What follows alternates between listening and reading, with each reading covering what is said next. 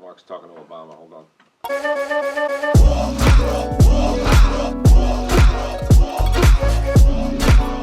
Good morning. This is Scott Tanker. Breakfast with the Boss is our new show here today.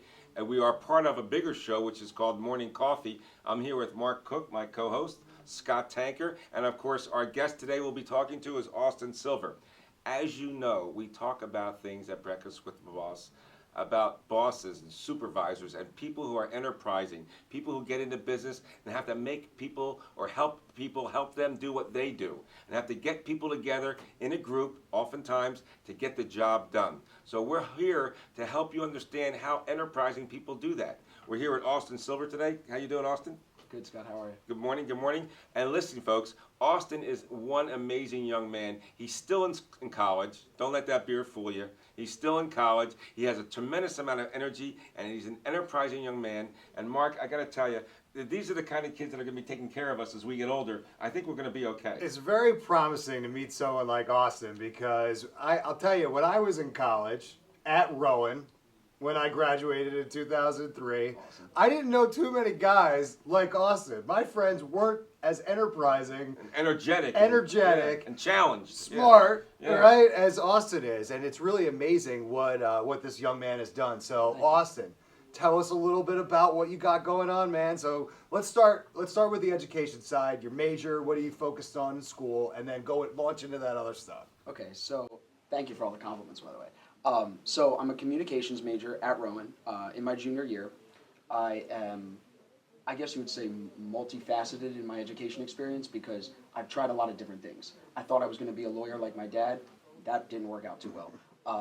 So after bouncing around, I landed in communication just because it's well-rounded. I figured, not many people end up actually using their degree, and you go to school for this, you do that. You always end up being some type of variation of it. So I wanted to get something that was very broad. So that led me to going to career fairs and things like that, and I ended up at a career fair at Rowan.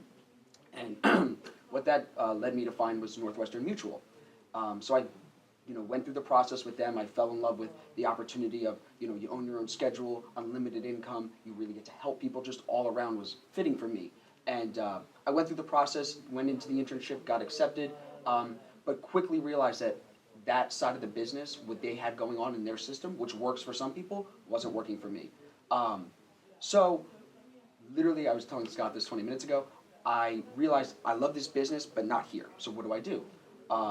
I did my research, did my digging on social media and LinkedIn, which I pride myself on, and I scheduled a meeting with the guy who used to manage my Northwestern office, but now worked for Mass Mutual.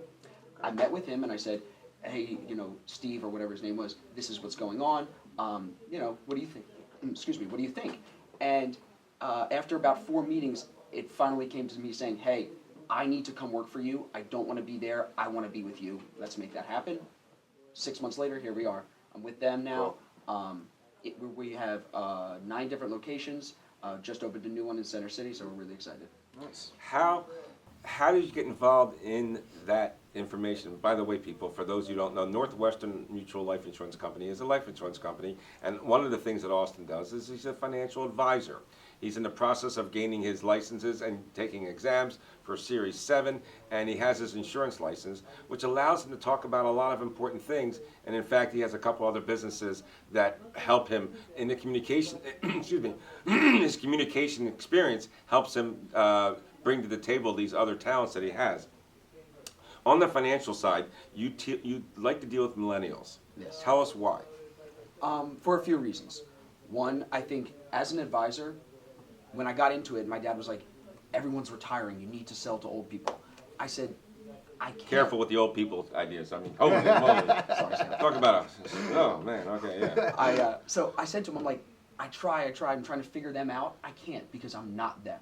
So that quickly was like, who am I? It's hard, right. Right, so I'm a millennial. Right. And I think that there are certain things that I'm educated on that are more valuable to millennials than it would be to older people, so I fit right into that market.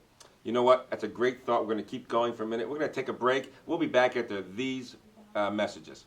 A few moments later. Welcome back. This is Scott Tanker and Mark Cook, and we have here Austin Silver. This is Breakfast with the Boss as part of the morning coffee show every Thursday.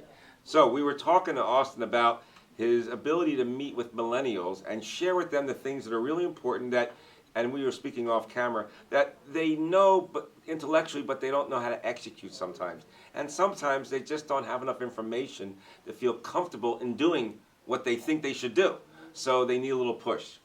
As Austin said, when he's trying to deal with older people, and frankly, Austin, when I was in business at your age, I was putting in 401k plans, and people look at a young kid doing that and they say, how could you know all this stuff? Exactly. And it's very hard, especially in the old days. It was even harder. Today, it's a little easier, but I love the fact that you took a group of young people, and certainly a very large group, that need the information, the education, and of course the impetus, the challenge, if you will, to start saving and save early, because life is different. Absolutely. So that's a great thing. Now, in addition to that, what you do is you work with other people by virtue of setting up and providing YouTube videos. Mm-hmm. Tell us a little bit about what you do there. So, like I was saying before about how it's difficult for me to sell my services to my natural market.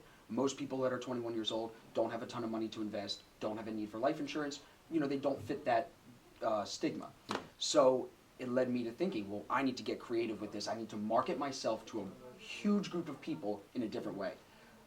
So being motivated by different entrepreneurs and businessmen that I like, I see a future in video marketing.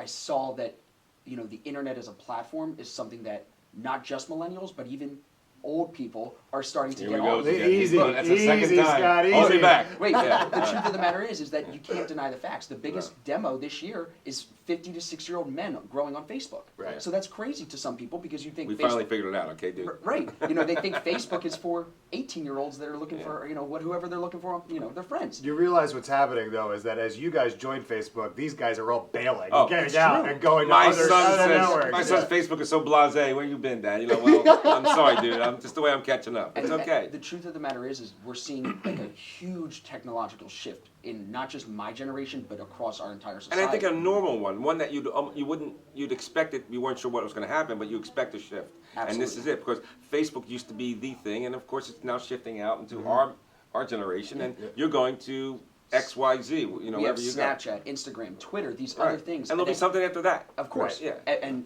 every 5 years it's going to get faster, but Sooner. exactly. But when you have that kind of capability to touch so many people, Right. everyone is using it wrong. People are using Snapchat and Instagram and Twitter to talk about the parties that they're going to or the friends that they have.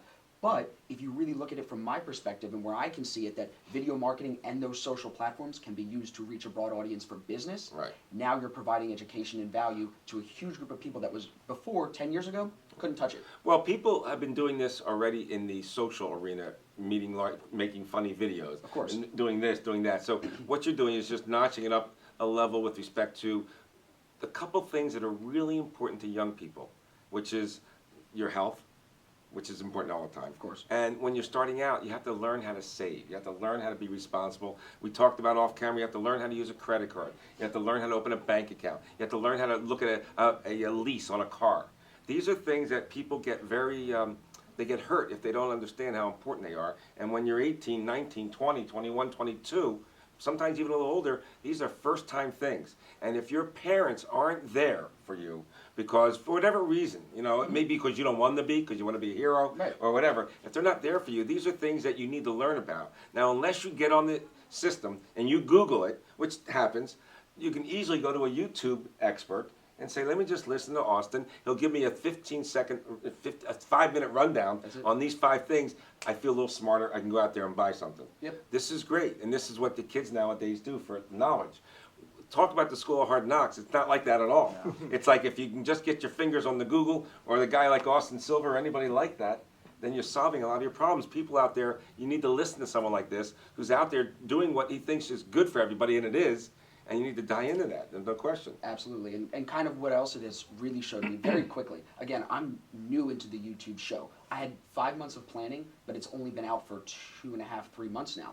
But what it showed me is that the principle of give value first without asking for dollars, without asking for business, any of that stuff, is the truest principle in business. So now Yeah. I have people that are going to say, well, if Austin understands that, maybe he has an opinion on my business or my idea or something like Right. that, Or anything. that I'm able to go share and give them advice there. So it's really opened up a lot of doors for me. Austin, he's way beyond his years because I grew up a long time before you, and my whole modus operandi is you ingratiate yourself to somebody before you ask them for anything. Absolutely. Right. And this is ingratiating in an educated way. There's other ways to do it. There's additional ways to do it. This is one that's very important. You give something for nothing, and you give value, and people really gravitate towards that. Absolutely. Well, I think it's interesting because from a very young age, it's instilled in us that you need to go to school and you need to work. So that's happening at the same time. I can't imagine. I'm sorry, I misspoke.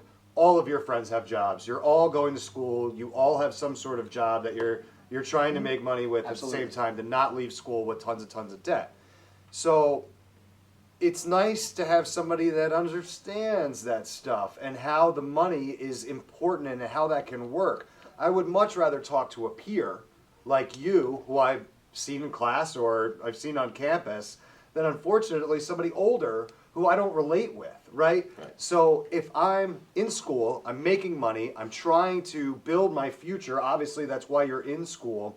So how easy is it for, students to come to you and kind of get a good solid idea on how their financial planning is going to be impacted? Super easy. I'm completely accessible. So from an accessibility side, I have my phone number, email, all my social media handles on everything because I want to be that connected with the people that I work with. I think that there's way too many people that try to go and create a business or an idea, or even if you're bringing value, not asking for dollars, but hide behind a computer screen, Right. or say, give me your email address and talk to me this way or whatever. Right. Whereas me, I'll take a phone call at 11:30 at night. I really will, or I'll answer a text message at 10 o'clock at night. No joke, last night a girl called me and asked me about her when she's filing for her taxes. I didn't know the answer, but I directed her to someone that did. Right. And that's what I'm going to do for everyone that asks me. And she's going to remember that. And exactly. So then in turn, what'll happen is when she's ready to commit to something or ready to turn it that thought into dollars, I'm the guy that she'll Right. come to. That's the premise behind it, at least. This is fantastic information, not only for us, the young millennials, but everybody should be listening to this as a concept because this is where you need to be. It's okay to go out there and ask questions. People love to help people. With that thought in mind, we're going to be back with Mark Cook and Austin Silver, our newest superstar. In one moment, we'll be back after these messages.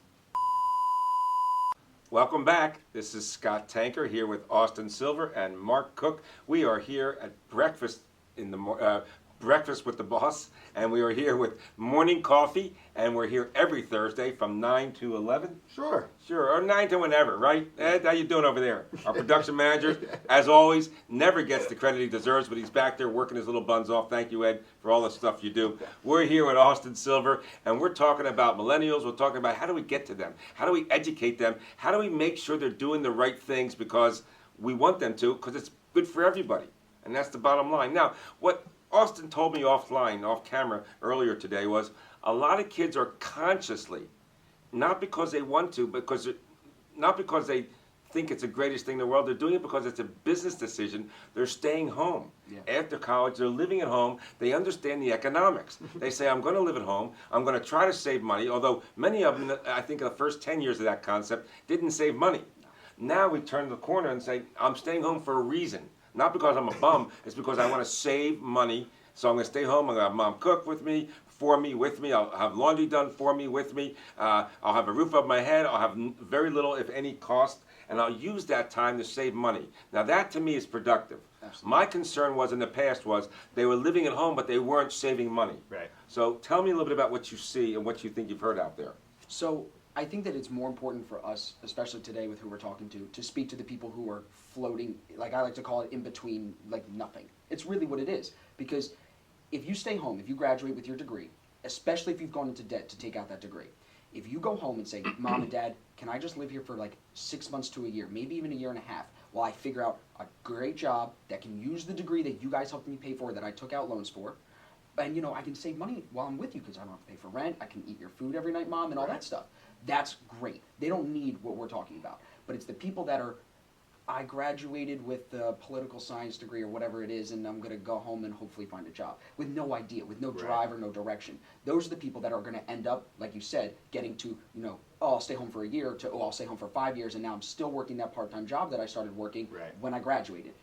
Then you're not using the degree in the right way. If you've gone into debt for that, $100,000 for a degree that you're not using, now you're just losing. You're wasting time at that point. Right. Well, we do know. Look, the economy is difficult. Finding a job is so hard nowadays. When we were younger, it was so easy to find a job and a career path. It was. Even though we didn't always fulfill it the way we wanted to, if we didn't, but we had that opportunity. Now, my dad, may he rest in peace, when I used to complain, the opportunity is not that great, he used to say, you're wrong, you're wrong, you're wrong. You have so much opportunity.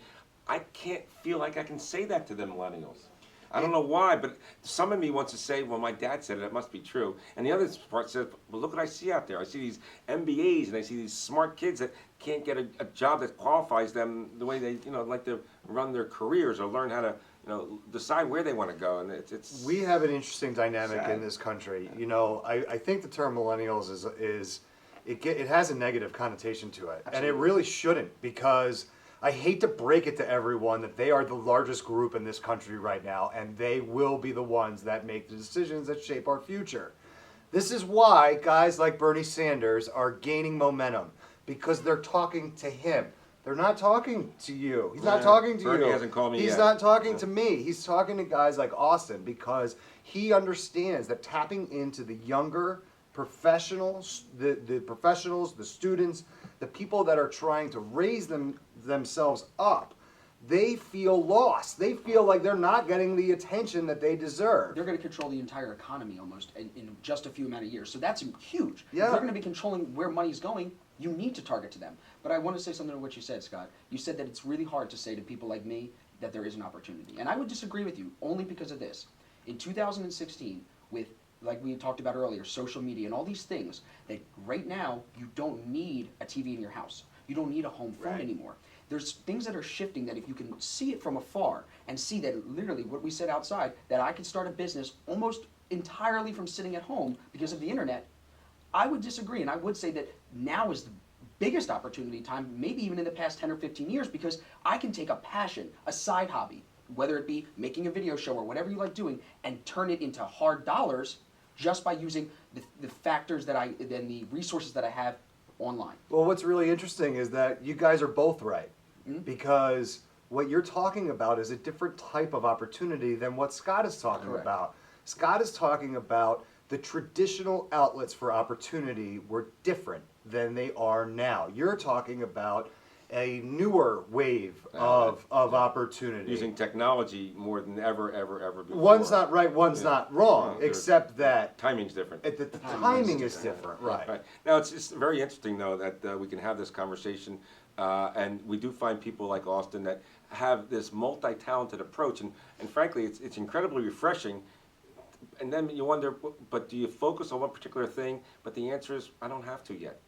I can do all this, and I'm comfortable, and I love it, and it challenges me. Now, one of the other things we haven't talked about is I guess one of your fun things you do, but you still get paid doing it, is your Flair Event Group DJ jobs. Yeah. You're also involved. This young man has school. He has his business. He has his YouTube. He has his DJ job. I don't know when he sleeps, but tell me a little bit about your DJ job. So it started when I was in high school. I woke up one day, decided that I wanted to be a DJ. Couldn't tell you why. I had no previous connections with DJs, no fantasy about it being a DJ. And it literally, within 6 months, turned into me running a small company that was having me and another guy go out and do different parties around our local towns for cash every weekend. So it was awesome. Yeah. Everyone was happy. We were playing fun music and making money. Well, and the pretty girls loved you, And the right? pretty girls loved it, so it's good. What did I do wrong here? I don't know. I don't know, Scott. I mean, we had 8 tracks and cassettes, you know. I I guess showed up with a laptop and a little mixer. Yeah. And You love dating yourself. I Stop love it with the it. 8 tracks. So it really it turned into that, which was not a sustainable business. It just wasn't. It wasn't a passion for me yet, like it is now. And I didn't really know anything about it because I didn't know what I didn't know. Right. I was naive. Led to about 2.5 years ago where we get to my brother's bar mitzvah and my dad says, do you want to be the DJ or do you want to be the guest? And I said, I'll be the guest. I had a girlfriend. I wanted to enjoy the party. Long story short, I end up talking to the MC, who is the owner of Flair Event Group, part owner of Flair Event Group, and he says, I'm looking for a DJ. I said, I'm a DJ. He said, do you want to talk about this? I was like, absolutely. This is a bigger company, production and MCs and weddings and mitzvahs and all this great stuff. Long story short, he brings me on as a DJ. I start as a DJ. 3 or 4 months into it, they decide that they see my personality and me as a person would be a great fit for an MC. They kind of gave me some training and the reins, and it's kind of just taken off from there, where now I'm out, as I can go out and I can DJ and MC a wedding or an event if I need to on my own. I'll go out, I'll do the meetings on my own, I'll do sales meetings on my own. So they've given me a lot of freedom, and it's really great because they treat it like an entrepreneurial business, and that's what I am at heart. Right. And I hate to use the word entrepreneur because it's so saturated in the Yeah. market, but it's really, if you're creating something with substance, you are an entrepreneur. Right. So they give me the reins to say, Austin, if you want to promote this business on social media and you as an MC and a DJ, and you're going to bring in work, by all means, Right. make it happen. And that's going to make you work more, it's going to make everybody more money. So that's what they let me do. That's cool. fantastic. Folks, we have an amazing person that I hope the rest of the world begins to emulate, not just because of what he does, but because of what he is and what he represents, which is someone who wants to make a difference. Yeah. Someone who wants to add, not just subtract, not just take. We don't know where you're going to end up, Austin, but I know one place it's going to be where you're going to be happy, because you're definitely following that path. We want you to make sure you talk to Austin. Let me give you some phone numbers here. Number one is his cell phone number, 609-367-3668. That's the best one. That's the best one, Yeah. he just told me. Yeah. You can call him for all sorts of reasons, whether it be a YouTube, whether it be the financial services industry, whether it be Flair, the event group, whether it be just want to talk to him because he sounds like a pretty cool cat. Go ahead and give him a call. His email is We'll use asilver@financialguide.com. And you can look me up on Facebook, just Austin Silver. We got to target to the millennials, right? Absolutely. Would you like to share anything else with the group before we sign off for today? I think I'm good. I think this was awesome. I want to thank you guys for having me. Really, Yeah. I really, really appreciate it. Appreciate it. Mark, Scott Tanker, Austin Silver, Breakfast with the Boss, Morning Coffee, Ed in the background. We're doing great. Have a great week. Enjoy your St. Paddy's Day, but be careful out there because everybody today is Irish. Yep. We'll see you soon. Take care.